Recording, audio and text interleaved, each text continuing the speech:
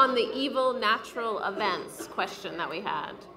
At times, when someone asks for prayer for an ailing person, I reach a dilemma, especially for the elderly who are reaching the late stages of life. Do I pray for healing or for a graceful, peaceful passing?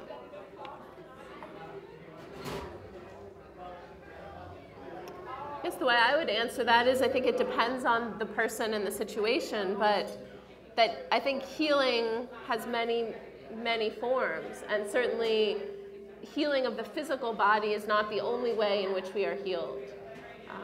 Healing in relationships, healing in coming to a sense of peace. I mean, I think there's all kinds of ways that we can experience God's healing in our everyday lives. And so sometimes perhaps the best prayer is a prayer that God's will be done. Maybe that's the only prayer that we really need to pray. That's what I would say. I just read a magazine from Yale today on aging. I paid great attention to it.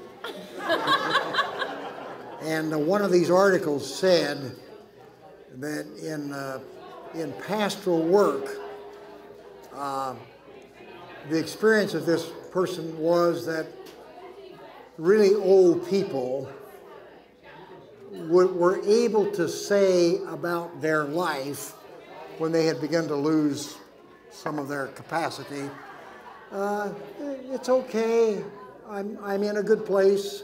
And so you can't have false social norms that come from Madison Avenue about what's a good life.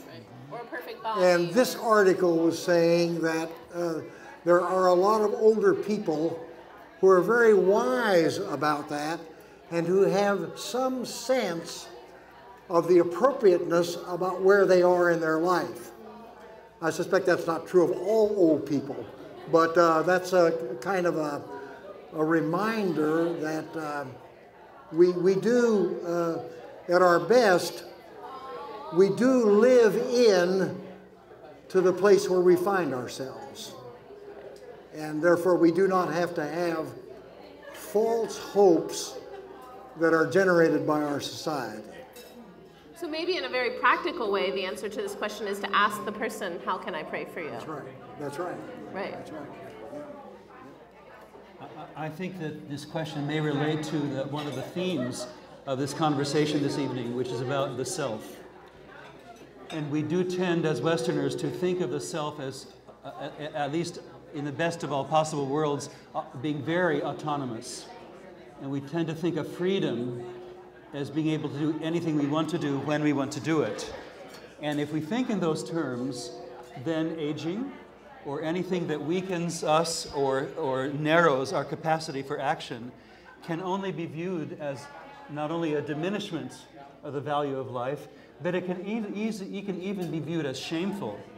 People can feel ashamed of not being able to do everything on their own. I've heard so many people say, I don't want to live any longer, I don't want to be a burden on my children. What does it mean that we assume that we're not a burden on each other all the time anyway? And Paul says in chapter 6 of Galatians, bear one another's burdens and so fulfill the law of Christ.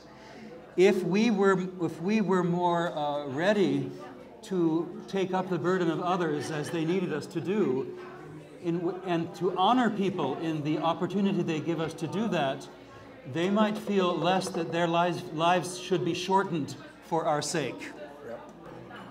The Promethean image of the Enlightenment self, I read a biography of William Paley, who was the founder of CBS, and apparently he was a Promethean man, and the author said his was the only will that began by saying, if I die.